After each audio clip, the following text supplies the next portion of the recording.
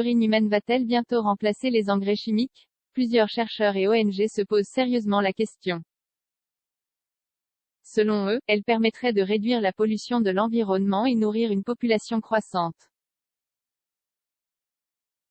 Les engrais azotés de synthèse dopent la production agricole. Mais utilisés avec excès, ils polluent l'environnement. Leur prix flambe, encore plus avec la guerre en Ukraine, pesant sur les agriculteurs. Par quoi les remplacer? L'urine, répondent des chercheurs dont Fabien Esculier, qui réfléchit à une refonte des systèmes alimentaires plus durables. Pour pousser, les plantes ont besoin de nutriments, de l'azote, du phosphore et du potassium, explique l'ingénieur et coordinateur du programme de recherche Okapi, optimisation des cycles carbone, azote et phosphore en ville, en France. Lorsque nous mangeons, nous ingérons ces nutriments avant de les excréter, en majorité via l'urine, poursuit-il. Dépasser les a priori pendant longtemps les excréments des villes ont servi dans les champs agricoles, avant d'être supplantés par les engrais chimiques. Mais quand ces nutriments sont rejetés en trop grande quantité dans les rivières, ils favorisent par exemple l'explosion d'algues vertes, et représentent une des principales sources de pollution par des substances nutritives, souligne Julia Kavicki, du Research Institute, basé aux États-Unis. Séparer et récolter l'urine à la source nécessite de repenser les toilettes, le réseau de collecte et de dépasser certains a priori. La séparation de l'urine dès les toilettes a été testée dans des écovillages suédois au début des années 1990, puis en Suisse ou en Allemagne.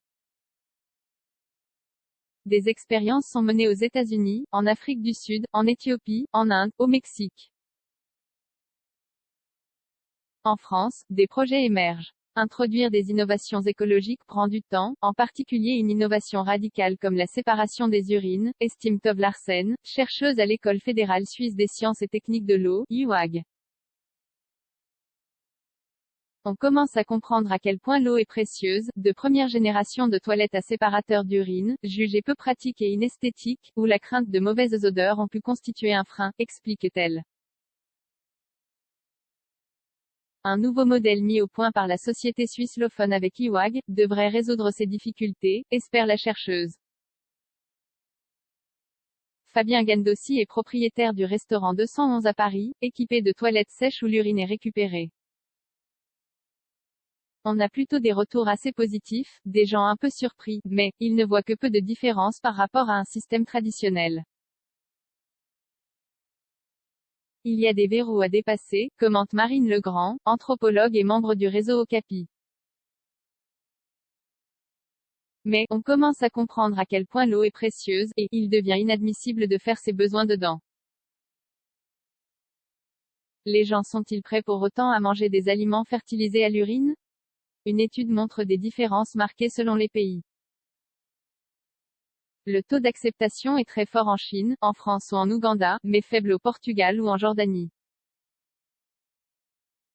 Ce sujet touche à l'intime, analyse Guylain Mercier, de Paris et Métropole Aménagement qui aménage à Paris un écoquartier avec 600 logements, des commerces.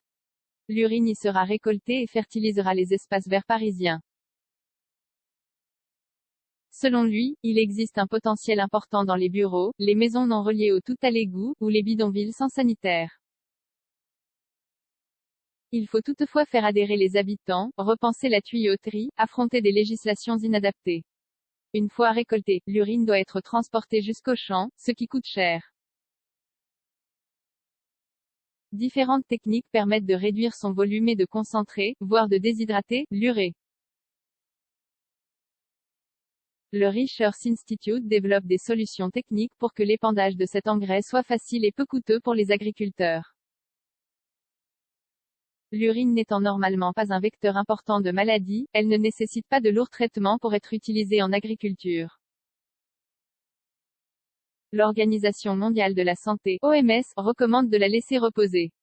Il est aussi possible de la pasteuriser. L'urine peine encore à s'imposer comme une alternative aux engrais de synthèse. Mais avec l'envolée des prix du gaz et la volonté de nombreux pays de renforcer leur souveraineté alimentaire, en lien avec la guerre en Ukraine, les contraintes économiques vont nous rattraper plus vite qu'on l'aurait pensé et rendre le sujet plus audible, commente Guylain Mercier.